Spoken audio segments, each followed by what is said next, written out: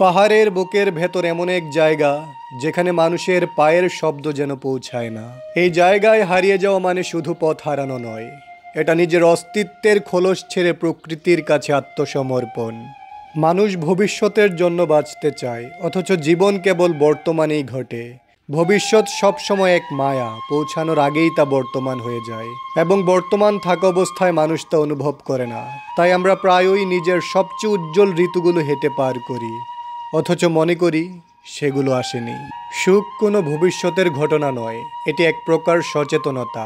বর্তমানকে চিনতে পারার ক্ষমতাই মানুষের প্রকৃত প্রজ্ঞা। আমরা এখন পাহাড়ের বুকের ভেতর এমন এক জায়গায় রয়েছি যেখানে চারপাশে ঘন সবুজের আবরণ। রোদ এসে পড়লেও আলো যেন মাটিতে গিয়ে পৌঁছাতে ভয় পায়। বাতাসের গন্ধে মাটি আর শ্যাওলার মিশ্রণ, একেবারে কাঁচা প্রকৃতির গন্ধ। দূর থেকে ঝর্ণার শব্দ আসে, যেন পাহাড় নিজেই শ্বাস নিচ্ছে।